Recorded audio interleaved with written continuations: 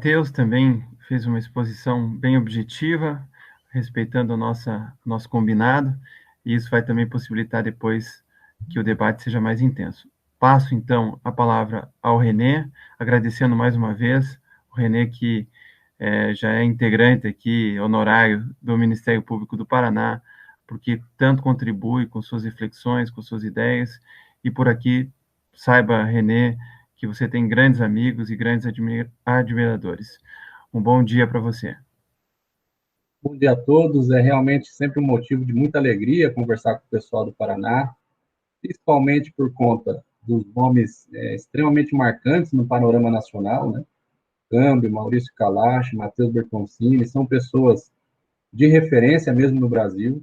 Ouço a todo momento que o Ministério Público do Paraná encontra-se hoje, evidentemente, dentre aqueles ministérios públicos que inspiram os demais ramos do Ministério Público do Brasil. Fico muito orgulhoso muito feliz de ser prestigiado no Ministério Público do Paraná, e reputo esses convites a essa amizade e a essa proximidade que que a própria academia e a ciência do direito nos proporcionam. Então, fico muito feliz.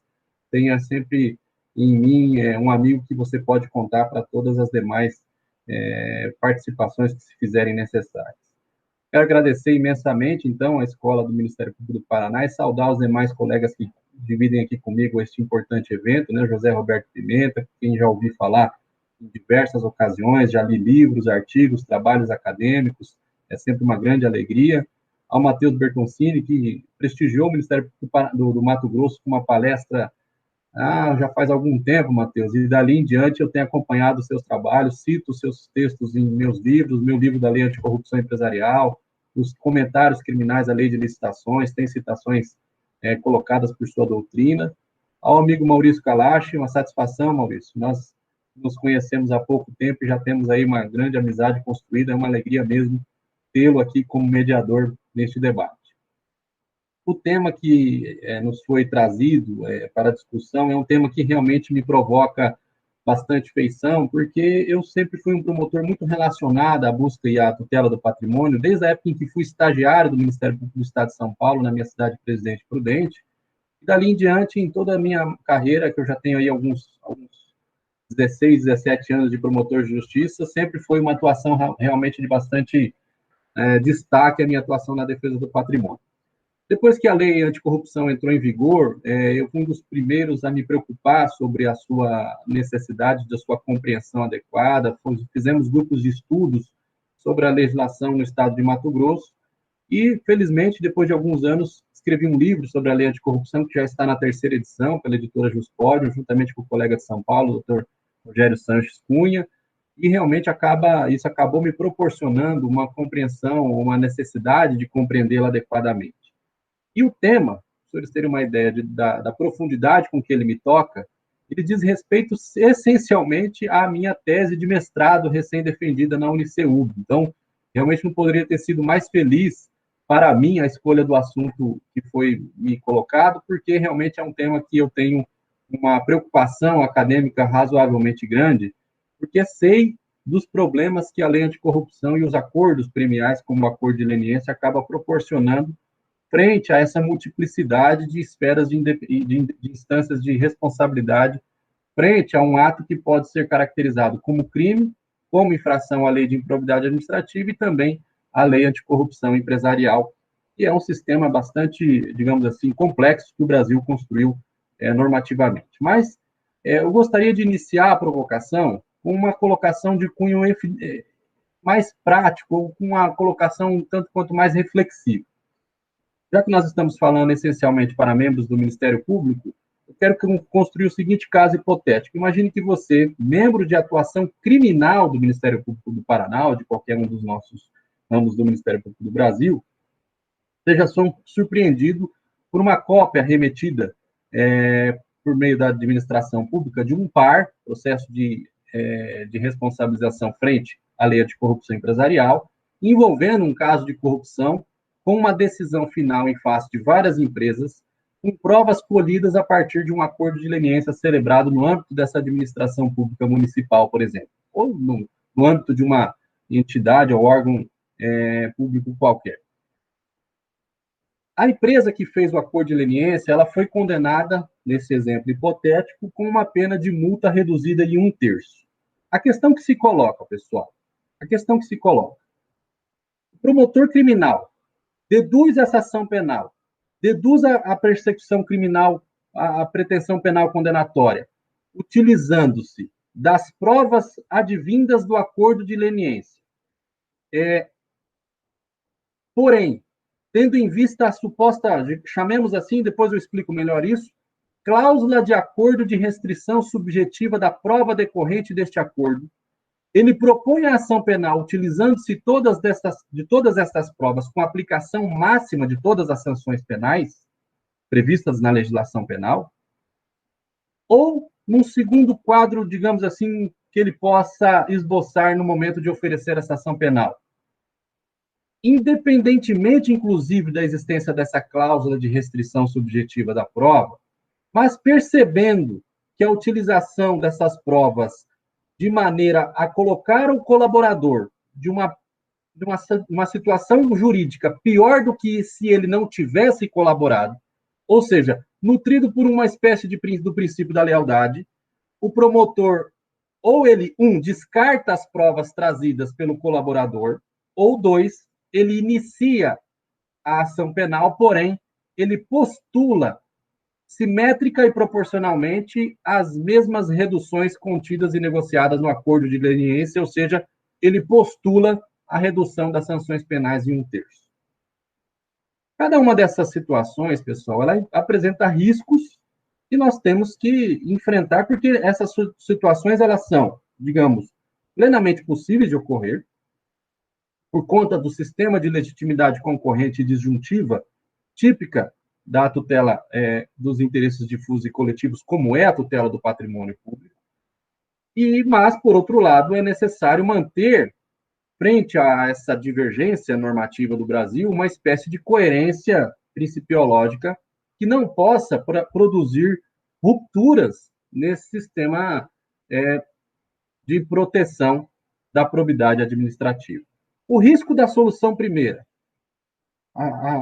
o sujeito simplesmente, o promotor simplesmente oferecer a denúncia aproveitando-se de todos os documentos contidos nesse acordo de leniência, simplesmente desprezando eventual necessidade de diminuir a sanção penal postulada.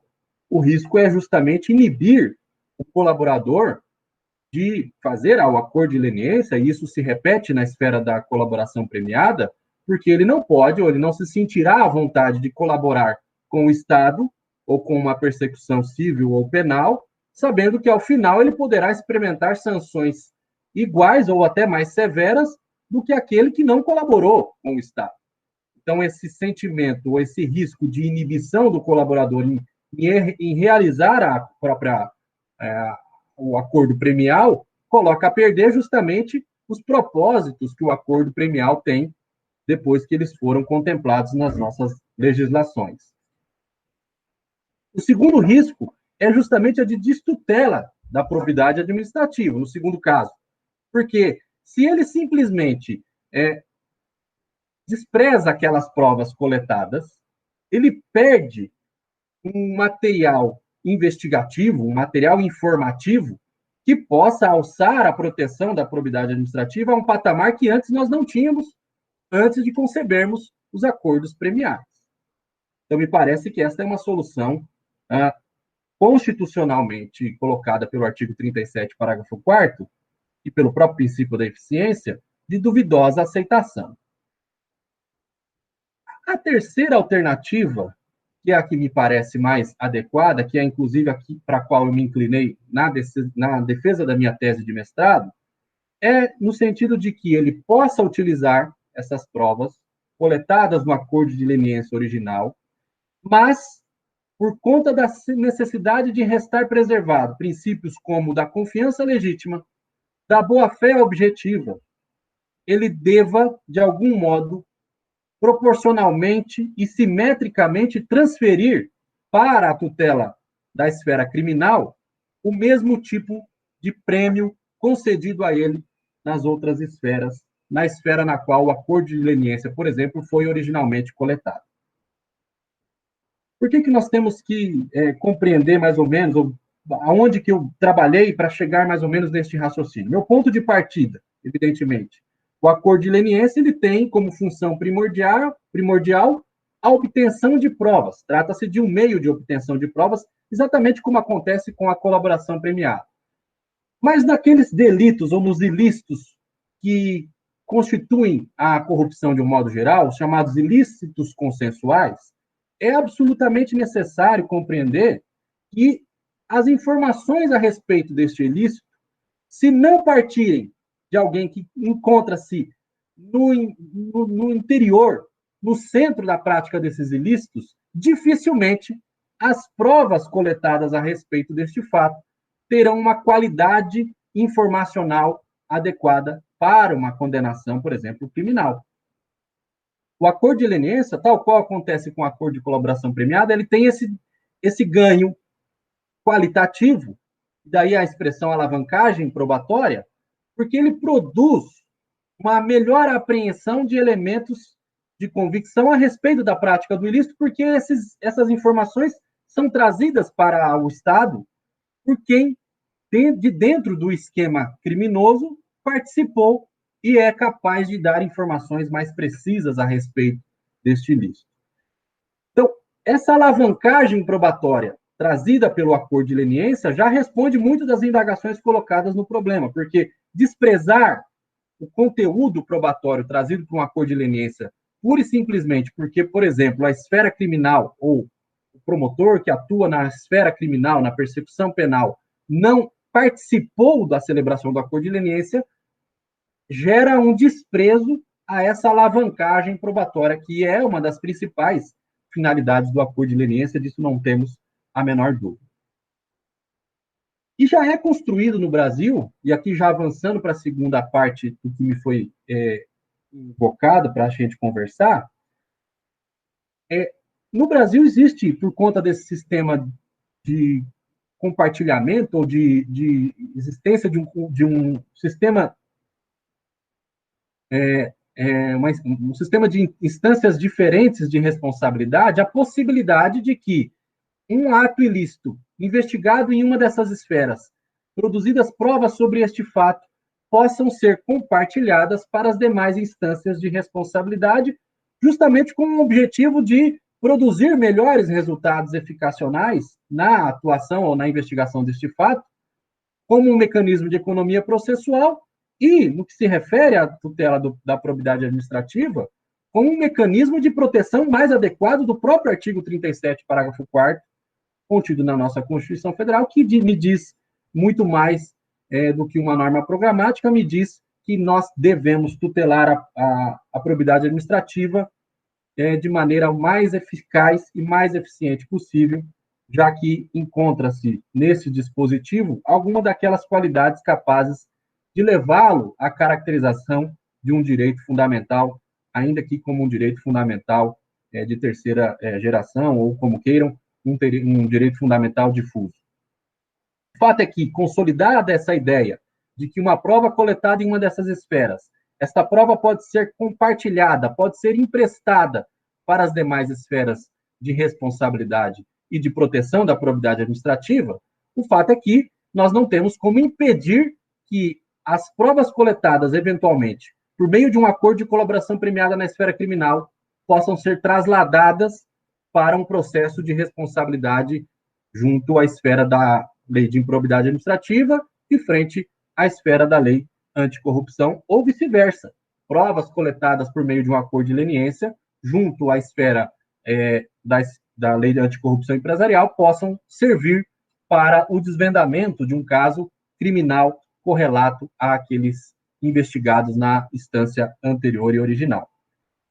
Esse compartilhamento, ele tem, então, portanto, digamos assim, uma aceitação consolidada na nossa jurisprudência e doutrina, e não há motivos realmente para nós refutarmos a existência deste compartilhamento.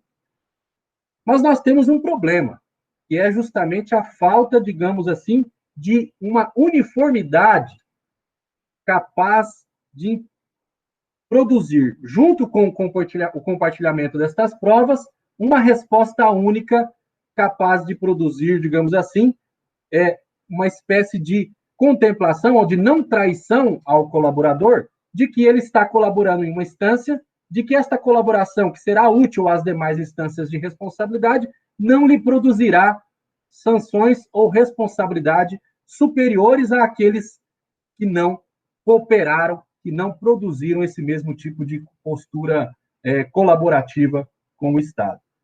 E esta situação, ela produz, ou ela se acentua, ou ela se torna ainda mais aguda, diante daquilo que nós temos constatado no país, que é conhecido pela doutrina, por exemplo, do professor Calçamiglia, como desacordo valorativo institucional.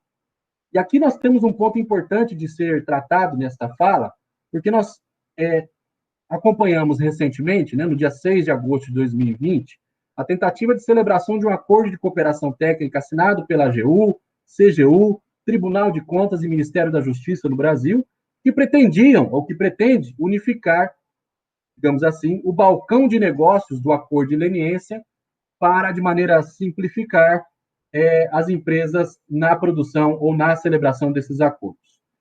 Acontece que, por conta desse desacordo valorativo institucional, é possível nós vislumbrarmos que cada uma dessas instituições, isso acontece inclusive no Ministério Público, e quando eu falo isso no Ministério Público, eu falo inclusive entre membros do Ministério Público, porque nós temos, infelizmente, uma predominância dentro do Ministério Público da chamada independência funcional em declínio ou até em detrimento da unidade e da indivisibilidade institucional, concepções diferentes do que serão ou para que servirão determinados institutos, como o acordo de leniência.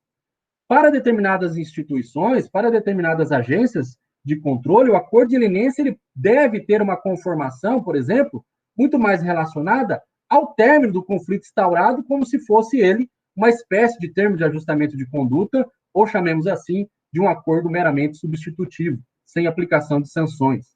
Enquanto que para outros, e aqui de uma maneira geral é mais ou menos a leitura que o Ministério Público faz do acordo de leniência, ele é um acordo ou um instrumento destinado para a coleta de novas informações, não para o fim de uma investigação, muito pelo contrário, muitas vezes para a ampliação subjetiva e objetiva dos fatos coletados ou colocados inicialmente sob a investigação do Ministério Público, de maneira a não encerrar a investigação, mas simplesmente, ou ao contrário, ampliá-la, torná-la ainda mais robusta. Vejam que, com este simples exemplo, a gente consegue verificar que o desacordo valorativo institucional existente entre determinadas ou diferentes instituições do Brasil já torna o problema ainda mais agudo, porque se em uma instância o acordo de leniência foi realizado e celebrado, como por exemplo, um objetivo de finalização de um conflito, ao ser trasladadas provas ou informações coletadas neste acordo de leniência para outra esfera, por exemplo, para a esfera criminal, e o promotor de justiça tendo, por exemplo, a concepção de que não é esta a finalidade do acordo de leniência, de que ele deveria trazer para o Estado um ganho de informações necessárias para a ampliação da investigação, nós já encontramos nessa situação um problema jurídico extremamente severo, capaz de criar fissuras na proteção da probidade administrativa. Isso deve, de uma maneira ou de outra, ser contornado por meio, digamos assim, de critérios institucionais que eu procuro estabelecer, que procurarei estabelecer a seguir com os senhores. Antes eu vou falar do critério, por exemplo, adotado pela construção, ou a solução construída pela Operação Lava Jato, no que se refere às colaborações premiadas celebradas no bojo da colaboração da Operação Lava Jato, e que muitas vezes continham informações relacionadas a ilícitos fora da conexão ou da ligação com os ilícitos apurados na Operação Lava Jato, por conta das informações trazidas pelo colaborador premiado. Desenvolveu-se a tese, naquela ocasião, de que era necessária uma espécie de adesão dos demais interessados em obter as informações contidas nesta colaboração, para que, aderindo ao acordo e obtendo estas informações, fosse assegurada ao colaborador a transferência do mesmo prêmio negociado originalmente com a Operação Lava Jato, com os membros do Ministério Público que compunham a Lava Jato. Vejo que há dois problemas nesta solução engendrada pela Operação Lava Jato. O primeiro deles, nem sempre os prêmios negociados originalmente pelo Ministério Público Federal ou pelo acordante original deverão ser mesmo os mesmos ajustados em decorrência do acordo, da utilização do acordo, das provas trazidas nas demais esferas ou instituições, digamos assim, após o compartilhamento dessas provas. E o segundo grande problema, a negativa na adesão do acordo, e aí me parece um problema grande, gera uma proteção deficiente da probidade administrativa. Por quê? Porque cria-se uma situação de faz de conta, já que as instituições que não aderiram ao acordo, porque, por exemplo, não concordam, digamos assim, com a benevolência ou até com o rigor com que o acordo foi originalmente celebrado, sabem que há ilícitos, sabem que há provas desses ilícitos de sua competência, mas não podem obter essas informações. E esta restrição gera justamente uma deficiência na proteção da probidade administrativa que me parece contrária ao espírito contido no artigo 37, parágrafo 4º da Constituição Federal. O juiz Sérgio, o ex-juiz Sérgio Moro e ex-ministro da Justiça invocava para a proteção, para a criação desta regra do vínculo subjetivo aos acordos, o artigo 410 do Federal Rules, que é o dispositivo, ou o diploma legal federal americano, que estabelece exatamente uma regra semelhante, que diz que o acordo só pode ser transferido, ou um réu colaborador só pode ser punido com as provas das quais ele participou ao colaborar com a justiça, exatamente respeitando-se os limites ou os benefícios negociados nesta colaboração. Minha solução me parece permear um pouco exatamente o espírito dessa disposição norte-americana, mas sem a restrição à obtenção destas provas. Me parece fácil, ou me parece possível construirmos a seguinte solução para este problema. O promotor de justiça que atua na esfera criminal recebe, então, um par com a condenação de várias pessoas jurídicas, sendo que uma delas fez o acordo de leniência, esse acordo de leniência produziu provas extremamente úteis para a condenação das demais empresas, mas, é lógico, ela produziu também a atenuação da pena de multa em 1/3 em face da empresa colaboradora. Promotor de justiça criminal, me parece possível utilizar esse cabedal de provas, utilizar esse acervo probatório construído e obtido por meio do acordo de leniência, claro, desde que estas provas lhe sejam úteis, desde que estas provas sirvam para uma melhor qualidade no desempenho da sua persecução penal, mas ele deve assegurar o redutor premial simétrico e proporcionalmente em nome da confiança legítima e da boa-fé, que são valores necessários para a atuação do Estado, inclusive do Ministério Público. Bom, e se a prova trazida por esse processo administrativo for inútil?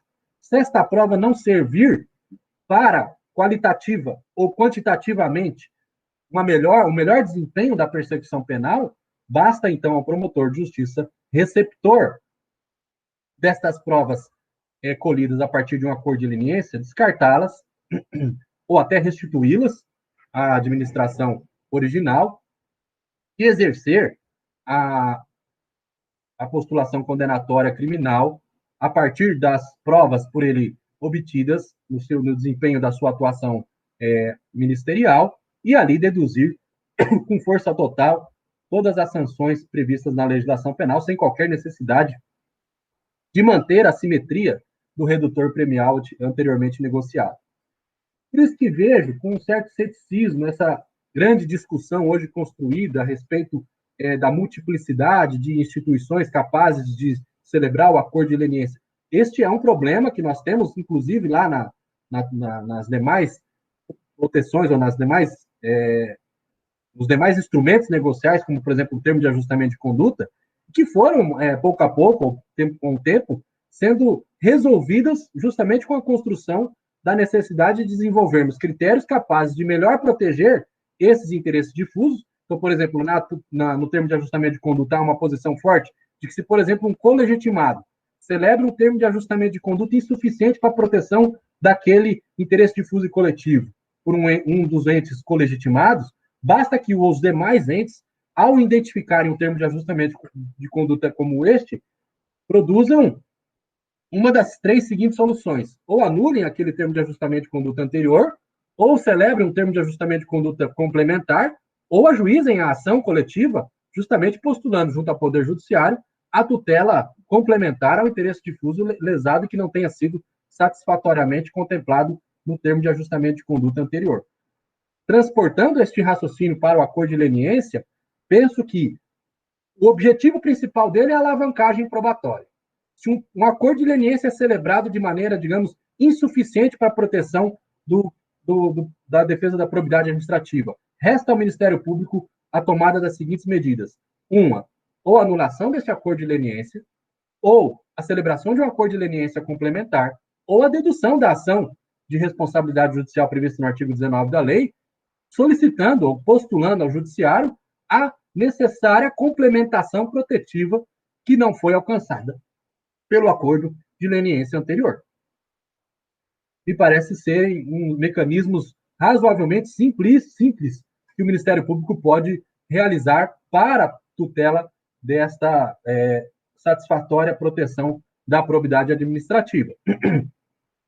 No que se refere ao compartilhamento de provas de um acordo de leniência, por exemplo, celebrado no escuro, longe do alcance do Ministério Público, que produza provas insuficientes, por exemplo, ou até de duvidosa credibilidade para a proteção da probidade administrativa, me parece que a situação ainda é menos dramática.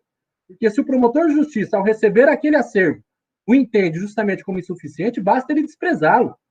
Ou se ele, por exemplo, produz provas que o promotor de justiça já detinha no seu exercício investigatório, persecutório criminal, ou até na defesa da probidade administrativa, ele tem ainda mais elementos para desprezá-los e indicar que aquele acordo de leniência é, digamos assim, imprestável para a proteção da probidade administrativa, bastando para tanto, então, que ele ajuize a ação e utilize-se de toda a carga sancionatória prevista nas legislações de regência. Agora, por outro lado, caso as provas coletadas neste acordo de leniência celebrado às escondidas do Ministério Público sejam úteis realmente para a alavancagem probatória, que é a grande finalidade do acordo de leniência, me parece que nesses casos, independentemente do Ministério Público ter participado, independentemente de ter sido celebrado um acordo de colaboração premiada, inclusive por respeito à confiança legítima e boa-fé objetiva, que são valores que devem nortear o Estado também na sua atuação persecutória, penso que o Ministério Público deve trazer simétrica e proporcionalmente, mediante inclusive as adaptações necessárias, os efeitos premiais contidos no acordo de leniência original para as demais esferas de proteção da probidade administrativa. Sei que o tema é extremamente polêmico. Esse é um tema no qual me debrucei ao longo dessa tese de mestrado e tive contato aí com algumas outras experiências coletadas pelo Ministério Público Brasileiro, mas penso que eu tenha encontrado, frente a essa divergência que nós temos hoje no país, causada principalmente por causa da legitimidade disjuntiva e concorrente na celebração desses instrumentos, este problema pode ser solucionado por meio dessa construção, digamos assim, pragmática. É uma resposta pragmática, tal qual inclusive, o sistema de acordos construídos no Brasil, e que deve, inclusive, se tornar ainda mais aguda, né, pessoal? Já que agora o artigo 17, parágrafo 1º da Lei de Improbidade Administrativa foi, digamos, a proibição da transação, da conciliação e do acordo nesse diploma legal foi revogada, e o acordo de não persecução civil possa, eventualmente, contemplar ainda mais divergências a respeito deste tema. Bom, penso aí que meu tema também já se esvaiu. Queria agradecer a atenção de todos e me colocar à disposição para outros questionamentos. Muito obrigado, Renê. Então, com isso, terminamos a primeira parte do nosso programa. Agora, vou passar a palavra ao Dr. Maurício Kalash, que fará questionamentos aos nossos convidados. Dr. Kalash. Só a voz, o microfone está fechado, querido. Que grande privilégio nosso ter ouvido os três palestrantes que abordaram de forma tão precisa os problemas, dentre outros, que há nesse tema. A boa palestra não é aquela que nos dá todas as soluções, mas nos ajuda a identificar tantos outros problemas que ignorávamos, né? E até aqui nós temos aí um mar de dúvidas, muito mais do que de certezas.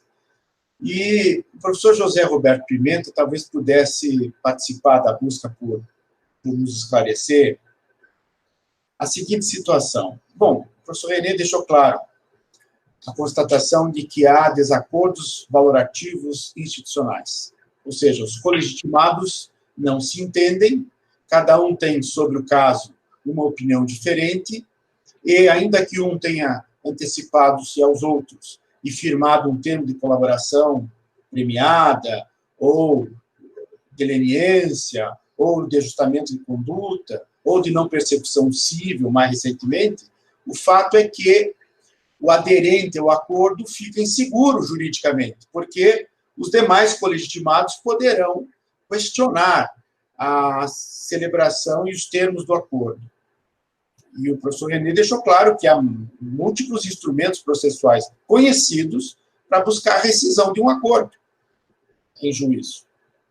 Mas eu pergunto ao professor José Roberto a quem interessa ter esse instrumento dos acordos para a solução da controvérsia, seja no campo dos atos lesivos, da improbidade ou dos crimes.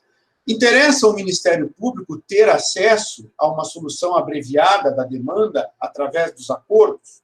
Ou só interessa ao demandado, ao aderente, ao investigado?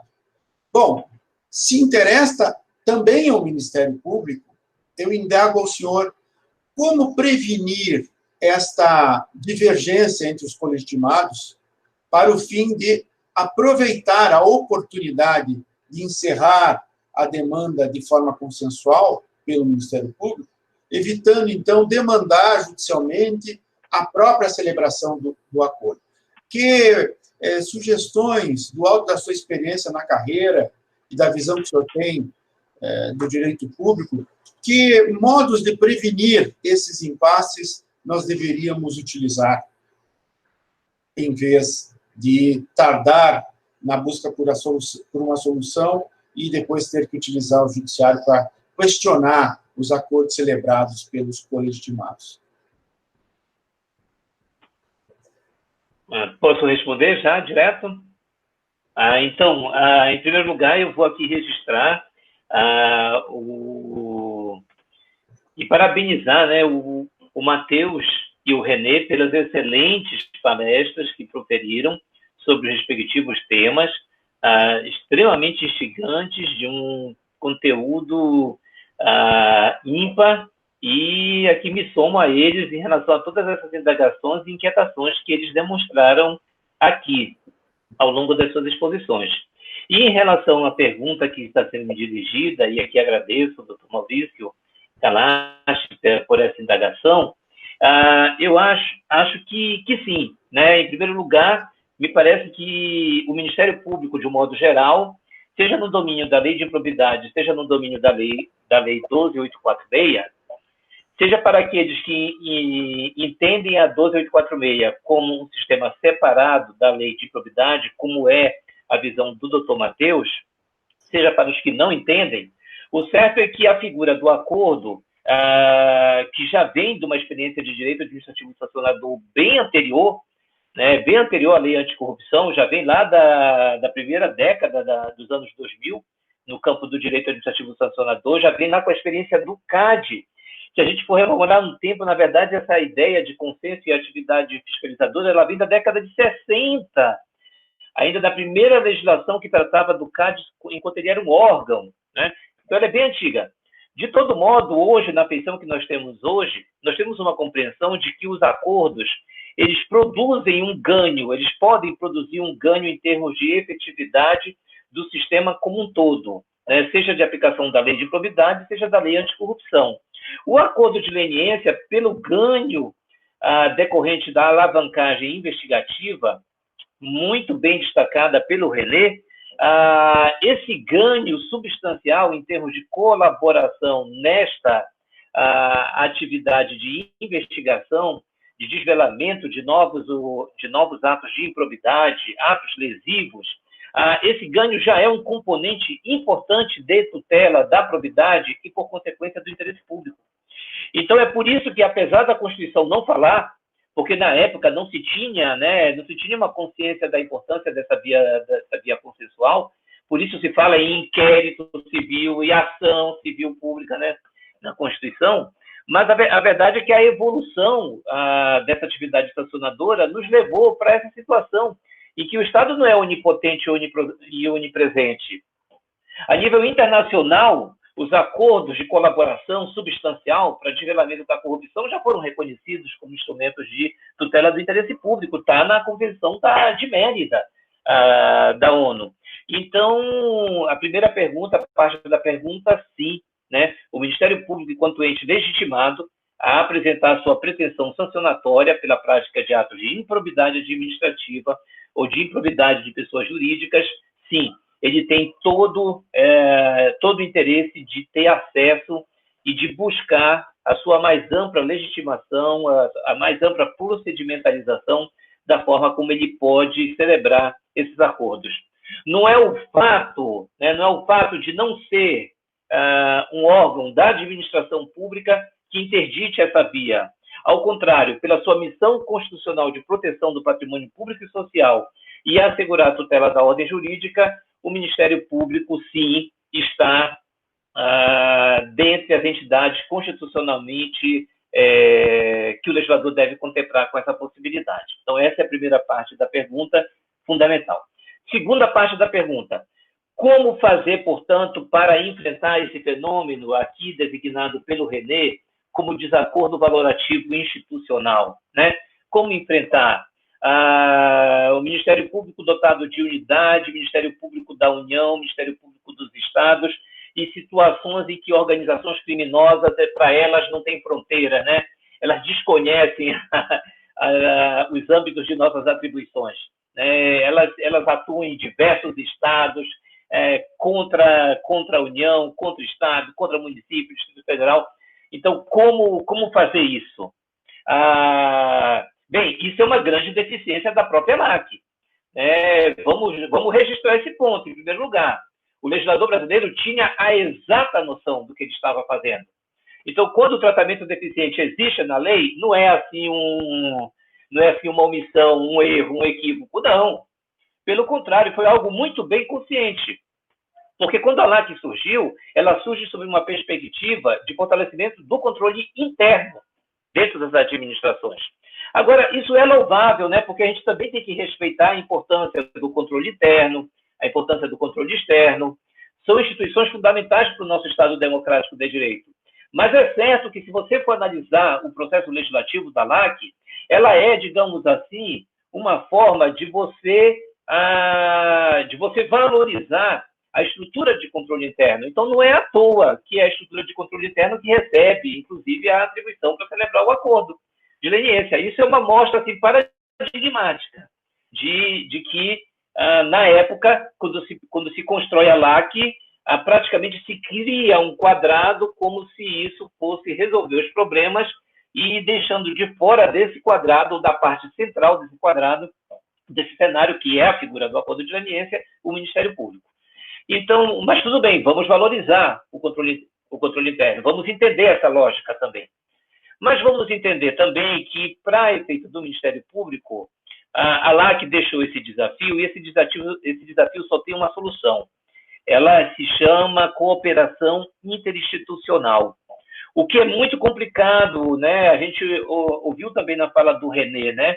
A questão da independência funcional, ela ainda é muito forte no Ministério Público, e nós todos sabemos a importância dela, o valor constitucional dado a ela, apesar da indivisibilidade e da... A gente quer um marco consensual, dentro dessa consensualidade, em primeiro lugar, nós temos que entrar no regime de consensualidade interna. Nós temos que trazer a consensualidade para dentro das instituições. Então, por isso, é fundamental que os conselhos superiores, as câmaras de coordenações, elas promovam, elas estabeleçam aí a forma de processualização interna e que vai ocorrer a forma pelo qual o Ministério Público vai dar resposta em um determinado caso. Porque há situações, é muito comum o Ministério Público Federal, corrupção em que diversos procuradores da República são competentes para a apuração dos fatos. Isso certamente acontece no Ministério Público Estadual, dentro do Estado, um esquema regional de corrupção, e também, né, a situação entre MPF e Ministério Público Estadual. Isso também, considerando que o Brasil é um país continental e a corrupção ela é continental e supracontinental, então também acontece, mas nós temos que apostar na nossa capacidade de diálogo interinstitucional. Nós temos que apostar no momento em que o membro do Ministério Público recebe a proposta e tem a primeira ideia desse pedido de colaboração, nós temos que ter ali, né, até porque há um pressuposto de boa-fé objetiva desse proponente, que ele traga para nós a moldura desses fatos e quem está atuando em relação a esses fatos. O Ministério Público Estadual está atuando? O Ministério Público Federal de São Paulo está atuando? Existe um inquérito civil público em Minas? Existe um inquérito civil público na comarca XYZ?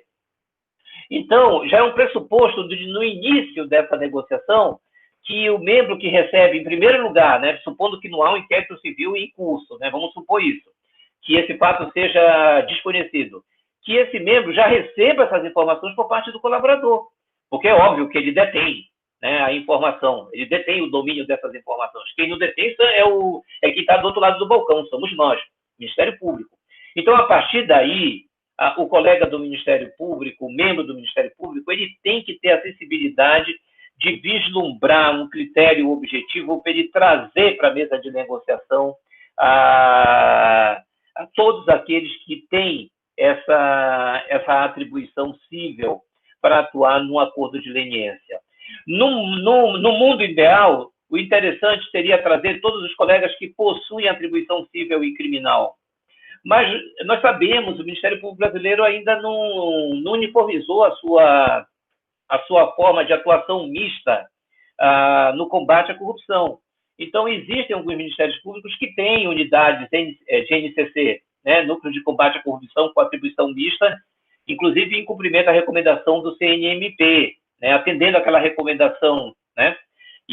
Mas a verdade é que o próprio MPF, isso não é 100%, né? Nem em primeira, e nem em segunda, e nem em terceira instância. Não é 100%. Mas aí, novamente, o colega tem que se despojar dessa ideia, né, de independência, ou tem que aprender a exercer a sua independência funcional, trazendo para a mesa de negociação os outros colegas, né, com respeito mútuo, de modo a oferecer não só credibilidade para a própria instituição, para ele próprio, enquanto órgão do membro do Ministério Público, né? E ao trazer credibilidade para ele confere segurança para quem está do outro lado do balcão. Então, essa segunda questão, que eu agradeço imensamente, a excelente questão trazida pelo Dr. Maurício Kalash, a resposta é aprofundamento do diálogo interinstitucional, aprofundamento, concertação. Não interessa ao Ministério Público brasileiro promover divergências. Não dá. Chegamos ao nível que a corrupção ela já está num ponto em que nós não temos mais o direito, a gente não tem mais sequer o direito de pensar na palavra divergência. Não, nós temos que ter convergência absoluta nesse momento no país. E se faz convergência através de muito diálogo e pelas instâncias adequadas. Então, o Conselho Nacional de Procuradores Gerais, o CNMP, todos nós, escola de ministérios públicos, todos nós temos um papel para produzir essa convergência, que é dentro dessa convergência que a gente tem a força institucional para enfrentar esse desafio da consensualidade. Eu não vejo outra solução. A outra solução é desencontro, a outra solução é excesso de punição, a outra solução é acordo que só privilegia a empresa, escolhe o promotor, né? A empresa escolhe o promotor, escolhe o procurador da República com quem ela vai negociar. Então, fora dessa solução, só quem ganha são interesses privados, né? Vamos lembrar, o acordo de leniência é um meio de defesa também da empresa. Então, a gente não pode só supor que o Ministério Público vai ser digamos assim, um ator central. Não. Então, nós temos que estar preparados para enfrentar essa situação e me parece que este é o grande caminho, né? E acho que, nesse sentido, também foi a fala do René, e eu acho que, por isso, né, ele propõe, achei muito interessante, viu, René?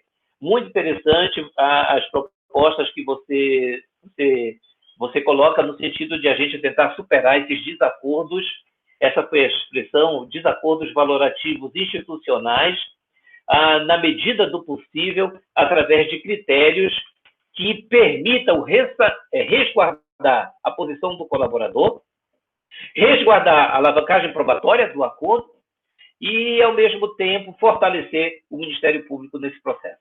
Achei muito bom, quero te parabenizar e também parabenizo o Matheus pela excelente fala que ele teve sobre os acordos, sobre os atos lesivos na lei anticorrupção. Devolvo a palavra para o nosso moderador, doutor Maurício.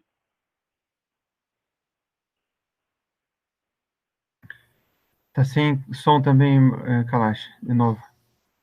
Muito obrigado, professor José Roberto. É um alento ouvir a sua exposição e, sabendo da sua experiência na instituição, realmente é esse o caminho. Embora nós tenhamos instrumentos para impugnar o acordo firmado pelo colegitimado, não nos interessa esse embate e nós precisamos encontrar fórmulas de prevenir esse desencontro valorativo institucional.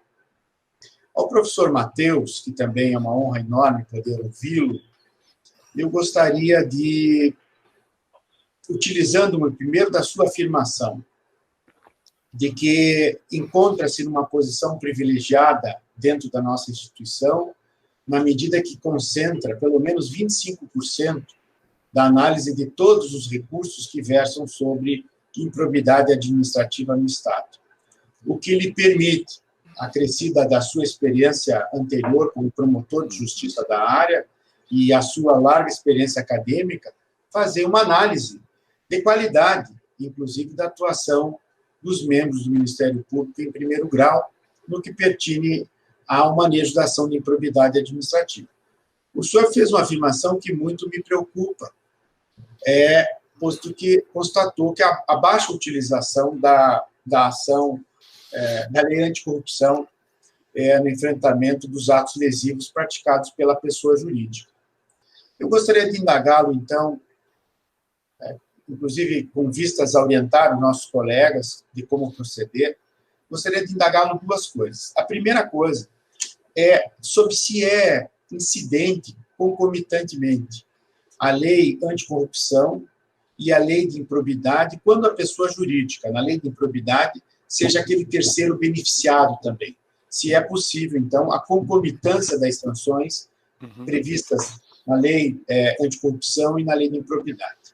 E agora uma outra pergunta, essa um pouco mais de natureza processual, mas eu tenho certeza que o senhor tem condições de nos orientar, se são cumuláveis as ações, se é possível cumular a ação de improbidade e a ação por ato lesivo fundado na lei anticorrupção. São essas indagações, professor Matheus. Obrigado pelos questionamentos. Kalash, também parabenizo o professor Pimenta, o professor René, pelas brilhantes exposições. Eu considero que esse nosso diálogo ele é muito importante, né? É um diálogo institucional que visa, na realidade, não a proteção de interesses corporativos do Ministério Público. Nós não estamos aqui defendendo a proteção de interesses corporativos, nós não estamos tentando aqui nos diferenciarmos dos demais órgãos de controle, né, externo ou interno do combate à corrupção, mas o que nós pretendemos aqui é somar, né, é encontrar as soluções adequadas para o enfrentamento do problema da corrupção no nosso país, que é, na verdade, uma cultura. É um problema cultural. Nós temos que ter uma luta, nós temos que lutar o bom combate na perspectiva de uma alteração dessa cultura de corrupção. Porque é o que nós só ouvimos falar, né? Então, ontem mesmo assistia o Jornal das 10 no canal 540 e se falava do problema das organizações sociais de saúde e a corrupção na saúde pública do Rio de Janeiro em tempos de pandemia. Quer dizer, nós temos aí todo um arcabouço jurídico que se volta à prática da corrupção, né? Então nós temos o envolvimento do Poder Executivo com a corrupção, de empresas privadas que trabalham na lógica da corrupção, de entidades do terceiro setor que são constituídas com foco na produção de corrupção. Então, nós vivemos num universo dificílimo de enfrentamento. Dificílimo. E mudar esse estado de coisas, a meu ver, é um grande desafio, como foi apontado pelo professor René, como foi apontado pelo professor Pimenta, um grande desafio que exigirá do Ministério Público um esforço tremendo, começando, inclusive, pelo seu arranjo interno institucional, né? Sem o Ministério Público se resolver internamente, né, quanto à sua atuação, nós não vamos poder contribuir adequadamente para esse progresso no combate à corrupção no plano nacional. Seja a corrupção que acontece no município, no Estado membro, seja a corrupção que acontece na União. Eu vejo que essas legislações todas que nós estamos falando aqui, todas elas contêm deficiências, todas elas. E nós temos que enfrentar essas deficiências, né?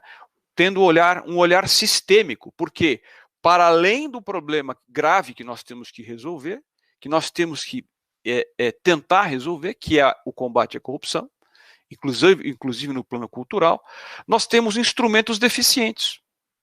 Então, na lei anticorrupção, nós fomos excluídos da possibilidade de celebrar acordos de leniência. Embora eu tenha demonstrado, como todos vocês sabem, não apenas esclareci isso novamente, todos sabem, a lei anticorrupção esteja intimamente ligada com a lei penal, na qual nós podemos celebrar acordos de colaboração premiada, né? Mas a lei, ela foi feita com foco no controle interno, como lembrou o professor Pimenta, né?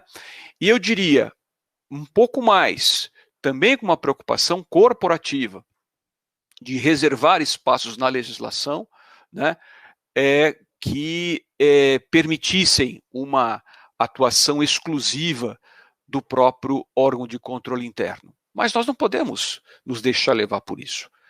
Tanto é assim que nós, por intermédio da Resolução 01/2017, que é precursora no Brasil nessa matéria, e eu estava no Conselho Superior do Ministério Público do Paraná quando essa resolução foi editada, nós fizemos a previsão da possibilidade da celebração de termos de ajustamento de conduta em matéria de patrimônio público e também de acordos de leniência, superando duas deficiências que a lei federal, né, contém, que as leis federais continham: a lei de improbidade, a vedação de celebração de acordos e a lei anticorrupção, excluindo dos acordos de leniência o Ministério Público como autor do acordo de leniência, então o ato do Conselho legitimou, reconheceu a legitimidade constitucional do Ministério Público, né? O Ministério Público pode celebrar, pode investigar os atos da lei anticorrupção. O Ministério Público pode processar esses atos.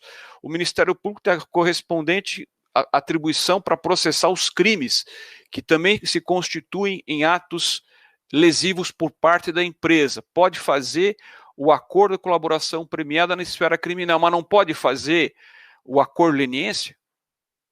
E uma outra deficiência que nós também enfrentamos, tá? Na resolução 01 aqui do Conselho Superior do Ministério Público do Paraná, foi o de permitir que a Promotoria de Justiça fizesse o acordo de leniência, inclusive com as pessoas físicas, que essa é uma outra deficiência do acordo de leniência, tá? Que eu digo isso em um texto que eu produzi sobre a matéria, publicado naquele livro coletivo da Almedina, né, sobre a lei anticorrupção. Na realidade, o acordo de leniência, tal como está previsto na lei anticorrupção, ele está ali para não ser elaborado. Para só beneficiar, no máximo só para beneficiar a empresa. Porque, na verdade, o desenho do acordo de leniência da lei anticorrupção é o acordo do pacto mafioso do silêncio. Como eu não integro as pessoas físicas no acordo de leniência, segundo o que está na lei 12.846, né, eu deixo essa pessoa física ao desabrigo, podendo ser atingida pelo Ministério Público via ação de improbidade e via ação penal, o que faz com que esse dirigente que dirige a pessoa jurídica não queira fazer acordo de leniência. Então, na verdade, é um tiro no pé o acordo de leniência na prática, né?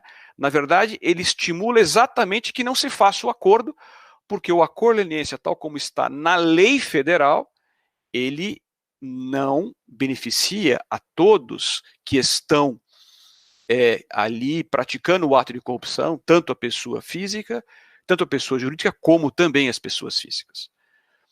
Então, para que a gente possa ter um acordo de leniência que vale a pena ser produzido, né, visando aí a alavancagem probatória, como comentou o René, nós precisamos celebrar acordos de leniência inteligentes que permitam não só a equação do problema da pessoa jurídica que tem interesse em resolver os seus problemas, como também a equação do problema das pessoas físicas. Então, o Ministério Público precisa estar muito atento, tá, na celebração de acordos de leniência, que em última análise tem uma natureza mista, né, de acordo de leniência, né, e também de colaboração premiada. Isso já está previsto no ato do Conselho Superior do Ministério Público do Estado do Paraná. Uma outra questão que eu acho, e aí o professor Pimenta colocou muito bem, a consensualidade hoje é uma realidade, porque eu sou um crítico da atuação processual hoje no combate à corrupção. Por quê? Porque ela demora demais. Eu estou lidando, e o professor Pimenta é procurador da República junto ao Tribunal Regional Federal de São Paulo, com processos que têm aí 8, 10 anos tramitando. Nós não temos uma prestação jurisdicional adequada. Ela é lenta demais. Né? Nós precisamos ter uma resposta mais adequada para o problema da corrupção. Né? Então, o acordo de leniência é um caminho, e no âmbito do Estado do Paraná, houve uma regulamentação interna dessa possibilidade. Isso até pode ser contestado, mas isso que existe essa regulamentação interna. Né? Uma outra questão, eu acho que também o problema da lei de improbidade administrativa, de novo, né? Vejam vocês, eu até ouvi uma fala do professor Wallace recentemente, também promovida pela escola, falando do acordo de não persecução civil. Mas, gente, o acordo de não persecução civil, primeiro, foi uma criação inadequada do legislador, para dizer o menos, né? Porque equiparou a lei de improbidade administrativa com a lei penal. A ideia de não persecução penal, né, o instrumento adequado para a resolução dos problemas de improbidade administrativa é o TAC. Isso também está na resolução 01 do MP do Paraná, isso está na resolução 179 do Conselho Superior do Conselho Nacional do Ministério Público. O mecanismo adequado não é o acordo de não persecução civil nos termos desta lei. Vejam vocês, nós estamos aqui perante um araquiri jurídico, né? O artigo 17, parágrafo 1º, é um araquiri jurídico. O novo parágrafo 1º do artigo 17, porque ele prevê o acordo de não persecução civil nos termos desta lei, cujos os incisos desta lei foram vetados. Então, nós não temos, em última análise, o acordo de não persecução civil regulado pela lei de improbidade administrativa. É louco isso, né? Mas essa é a produção do nosso legislador. Evidente que isso não é feito gratuitamente, né? Então, se na lei anticorrupção nós temos a deficiência do acordo de leniência, que não contempla o Ministério Público e não contempla o particular pessoa física, as pessoas físicas, na lei anticorrupção, né, perdão, na lei de improbidade, o acordo de não persecução civil nos termos desta lei, né, nada mais é que um suicídio, porque a própria lei que previa os incisos foi vetada, né, nesses incisos e, portanto, nós ficamos aí no vazio. Eu diria, não no vazio. Eu particularmente não tenho, assim, vamos dizer, eu não vejo com bons olhos esse acordo de não persecução civil. Nós estamos lutando para tentar compreendê-lo, né, apesar desse araquiri jurídico, mas eu acho que nós temos um instrumento que o professor Wallace acha que não pode mais ser empregado, mas essa é uma cultura da MP de São Paulo contra o TAC na improbidade, né?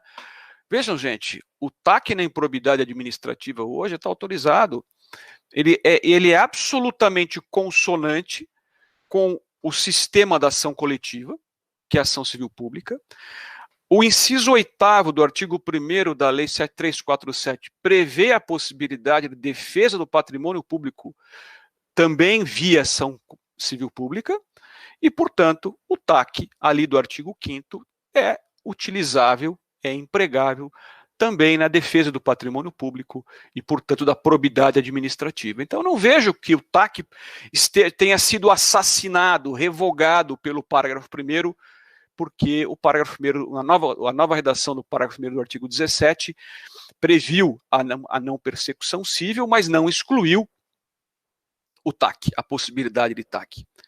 Então, eu acho que nós temos aí um instrumental importante, o instrumental do acordo de leniência, do termo de ajustamento de conduta e também da colaboração premiada como instrumentos consensuais que o Ministério Público pode empregar, né? E para isso terá que capacitar os promotores de justiça da área civil e criminal, e o professor Pimenta foi muito feliz na sua indicação de que os nossos agentes trabalhem de forma harmonizada nessa matéria, tá?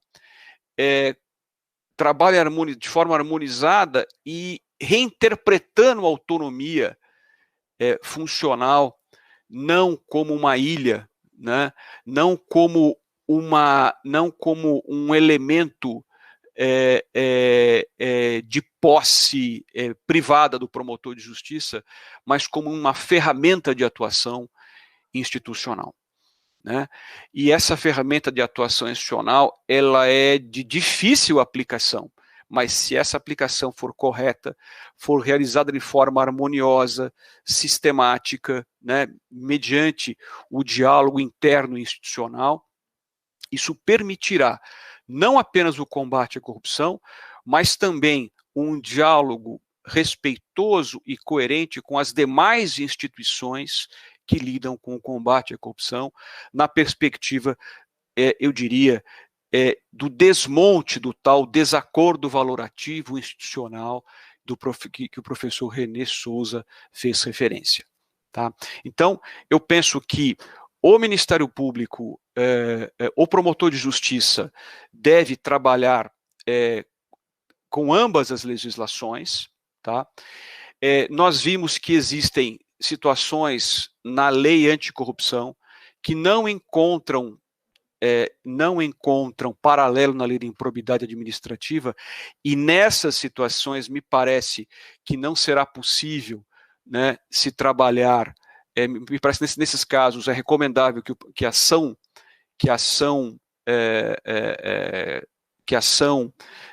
da lei anticorrupção seja proposta sem nenhum pedido relacionado à lei de improbidade administrativa, por óbvio, mas me parece que nas situações em que há,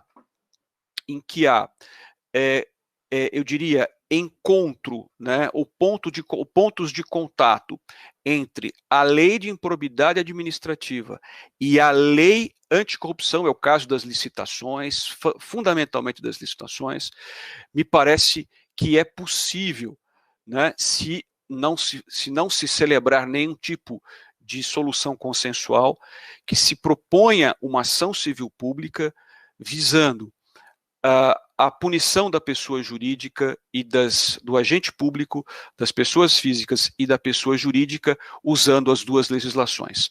A lei de improbidade administrativa para as pessoas, para o servidor público, para o agente público e para as pessoas naturais, e a lei anticorrupção para a pessoa jurídica, né? E também a lei de improbidade, mas aí nós vamos ter que fazer um ajuste no que diz respeito à aplicação das sanções. Por quê? Porque existem sanções da lei anticorrupção que coincidem com as sanções da lei de improbidade. O exemplo é a multa civil. Me parece que a multa civil, né, e aí nós vamos ter uma discussão quanto quais as sanções aplicáveis à pessoa jurídica, e me parece que o promotor de justiça, na petição inicial, deverá ter uma preocupação muito especial com essa questão, de forma que nós não tenhamos um bis in idem punitivo nessa ação proposta contra a pessoa jurídica com duplo fundamento. A lei anticorrupção e a lei de improbidade, quando há coincidência entre essas duas legislações. É isso, professor Kalash, com isso devolvo a palavra. Se tivéssemos tempo, poderíamos ouvi-lo muito mais, tenho certeza que poderia, com isso, atender às expectativas dos colegas, inclusive há perguntas que lhe foram dirigidas, inclusive pelo colega Nivaldo Basotti, aqui de Maringá, mas eu vou lhe pedir que responda no privado para ele, para eu poder... Com certeza, farei isso, professor Kalash, farei isso, Kalash. Obrigado, Matheus, e obrigado, Nivaldo, pela compreensão. Você vai receber a sua resposta no privado pelo professor Matheus. Professor Renê, aquele que ou é conhecido ou será conhecido no Ministério Público. Nós aqui nos dividimos entre duas classes, os que já conheceram o Renê e os que terão o prazer de conhecê-lo em breve.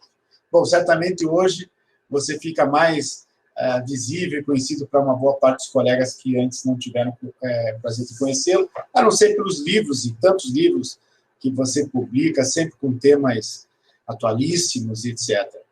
Sobre os efeitos transversais da colaboração premiada e do acordo de leniência, eu tive o prazer de receber autografado seu livro na primeira vez que nos conhecemos, inclusive aqui em Maringá.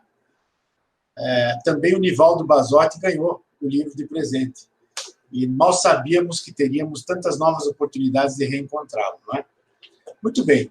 Tratando desse tema, que foi objeto da sua dissertação, me parece que há, entretanto, algum limite no aproveitamento probatório, nessa busca pela alavancagem probatória, algum limite daqueles elementos de convicção obtidos por meio do acordo de leniência que possam impedir a sua utilização no processo penal? Acha que tem alguma incompatibilidade entre conteúdos? Bom, penso que o grande guia para a gente realizar o aproveitamento das provas eventualmente obtidas por meio de um acordo de leniência na esfera da probidade ou na esfera criminal é a melhor defesa da probidade administrativa. Por isso que, como eu ressaltei na minha fala inicial, impedir o acesso a esses documentos mediante a exigência de adesão ao acordo produz um efeito de desproteção maior do que o contrário, e simplesmente compartilhá-lo e permitir que, por exemplo, o Ministério Público Estadual obtenha informações de uma colaboração premiada celebrada pelo Ministério Público Federal, e a partir do exercício justamente de valoração dessas provas, o promotor estadual entenda como sendo necessária a sua utilização e aí deduzir as proteções necessárias ao patrimônio.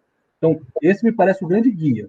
O guia normativo é o colocado pelo 37, parágrafo 4º da Constituição. Eu sempre...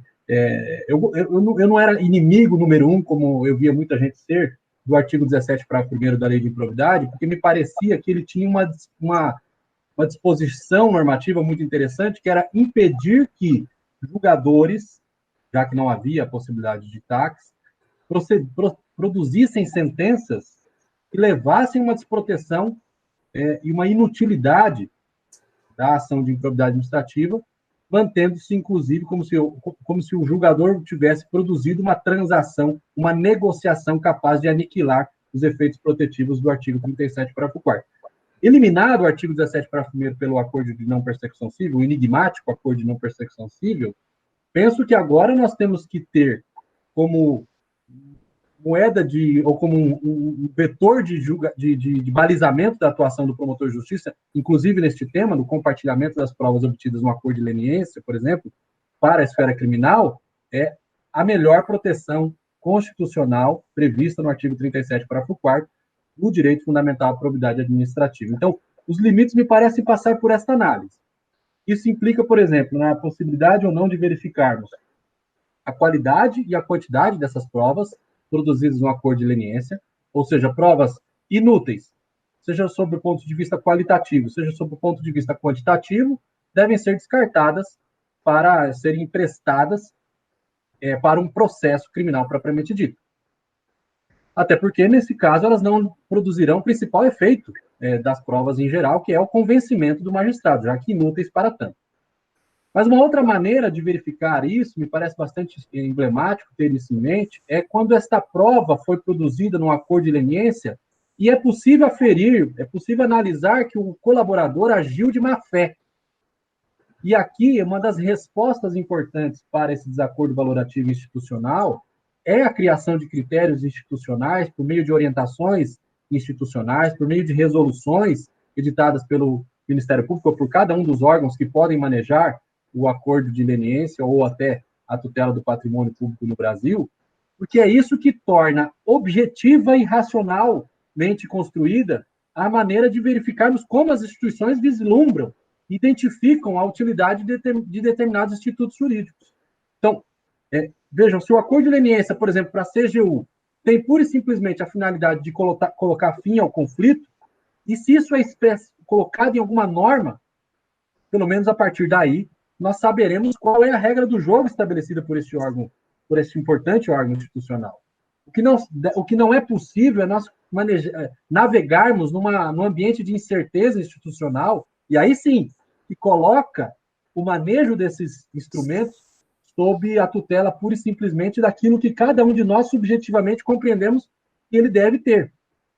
É esse subjetivismo que me parece nocivo ao desenvolvimento da tutela do patrimônio. Então, agora, fazendo o link com o que eu quero mencionar, identifica-se, por exemplo, má-fé de um colaborador, por exemplo, quando ele procura o Ministério Público, por exemplo, para celebrar um acordo de colaboração premiada sobre uma fraude em uma licitação pública, e ele verifica que o que ele tem para prestar de informações para aquele promotor de justiça é absolutamente inútil. E aí ele, imbuído da caça de uma instituição que lhe conceda algum benefício, procura agora, por exemplo, a controladoria interna do município e fala, agora eu quero fazer um acordo de leniência com você, está aqui a prova 1 e 2. Só que ele sabe que, na verdade, o Ministério Público já possui a prova 1, 2 e 3. Essa má-fé, veja que nós estamos falando de má-fé de um cara que está construindo provas falsas, de que está mentindo, ele está pura e simplesmente jogando com os jogadores que estão à mesa, já que nós temos os acordos premiais, o dilema dos prisioneiros como um dos parâmetros, digamos assim, a serem utilizados para o manejo desses recursos ou desses instrumentos. se ele sabe com qual jogador ele deve jogar, ele quebra uma regra importante de lealdade. Agora, onde é que está escrito isso? Como é que nós podemos dizer isso para o cara depois? Você agiu de má fé porque você procurou a controladoria interna do município, celebrou um acordo de leniência com eles, eu agora vou propor uma ação para anular esse acordo de leniência, porque eu vislumbro a sua má fé. Mas onde é que está escrito isso? Por isso que é importante criarmos estas orientações técnicas.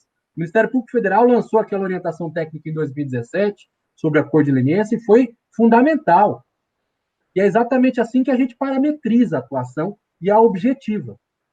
Se nós não tivéssemos esses instrumentos, Maurício, nós teríamos até hoje divergências sobre qual é o patamar do princípio da insignificância, junto, por exemplo, à esfera federal, dos crimes de sonegação tributária, e aí cada promotor estaria propondo uma ação com base em um patamar que ele pensasse ser o mais adequado para a proteção daquele bem jurídico, o que criaria uma fissura enorme.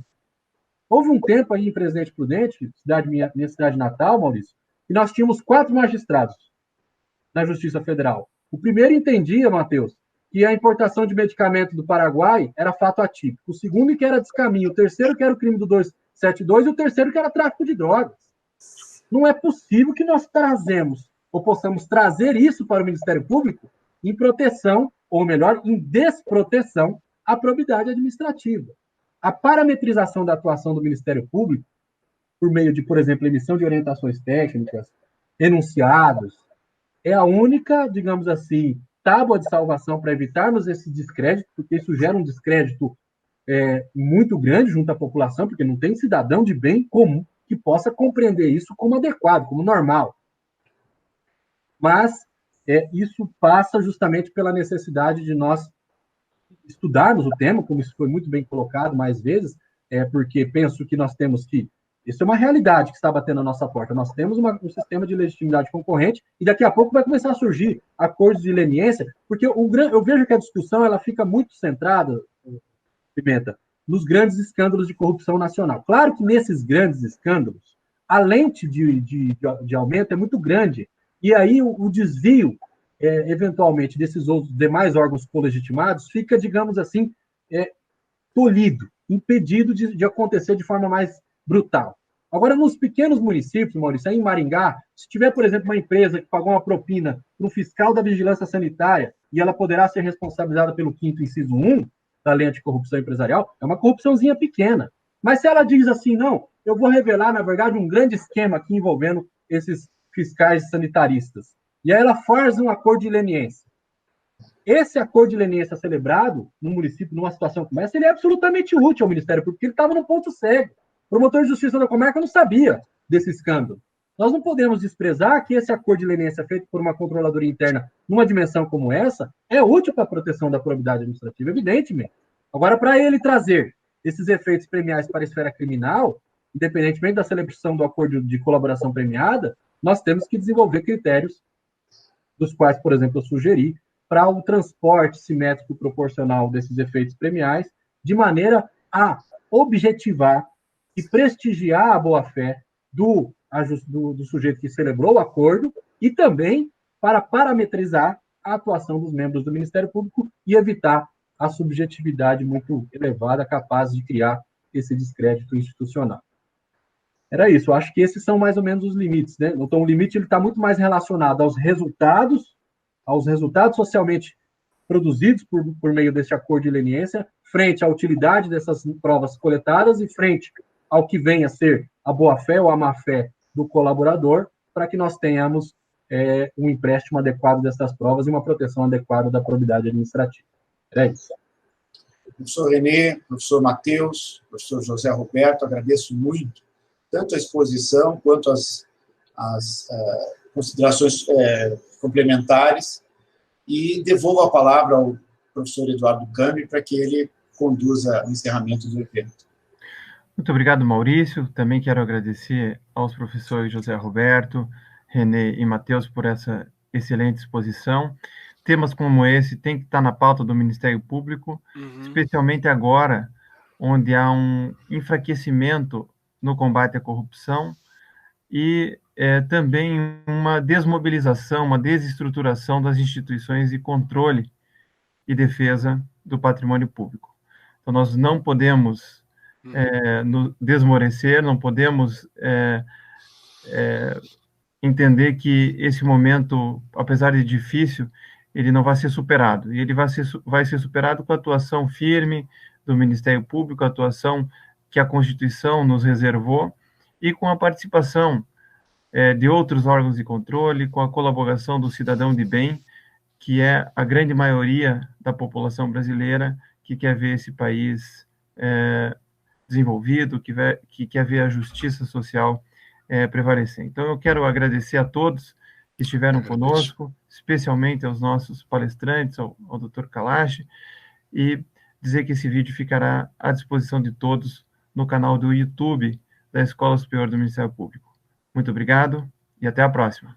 Obrigado, gente. Até a próxima. Parabéns pelo evento, Cambi e Kalash. Parabéns, colegas. Muito obrigado. Bom dia a todos. Amigos, bom dia. Até mais. Felicidades.